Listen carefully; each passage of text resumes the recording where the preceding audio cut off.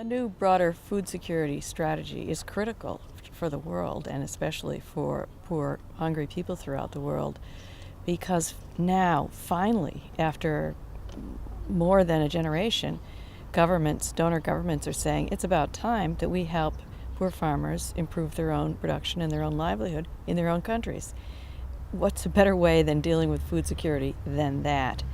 So governments are now putting this high on the priority list. The Obama administration has, the Republicans and the Democrats in Congress have, and the G8 has, and the G20.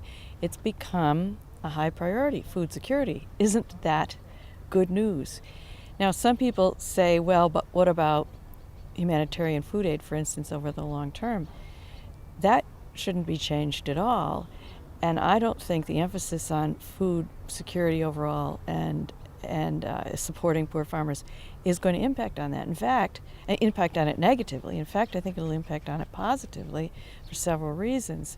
One is because it brings the world's attention to the needs of poor, hungry people, and one of their needs is to get food when they're cut off from it.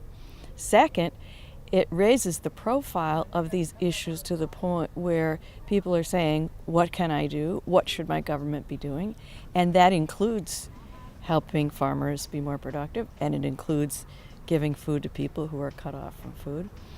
And third, some of the innovative programs are helping farmers grow more and selling it to organizations like the World Food Program in order to use that locally produced food for humanitarian purposes.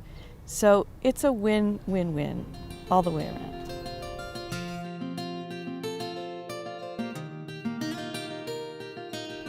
I think it's critical that North America and Europe look at the areas where the nations all agree in terms of their development portfolio. And I think we have to look beyond the current mechanisms. The current mechanisms, including the current organizations, were created in a different world. Some were created just after World War II, some were created in the 60s, some in the mid-70s. And rather than saying, oh, well, this is what exists, now let's make it work, I think we need to say, what's the future look like? Which are the countries in the future that are going to be making a big impact on food security? Countries like China, South Africa, Brazil, India. Are they in the loop? Are these discussions only going to be between Europeans and North Americans, or are they going to be between the countries that have big agricultural production, stronger growing economies, and a stake also in what happens in the future of the world? So it's important for us to think much more broadly than we have in the past about our policies. But sure, start with Europe and North America, but don't keep it there.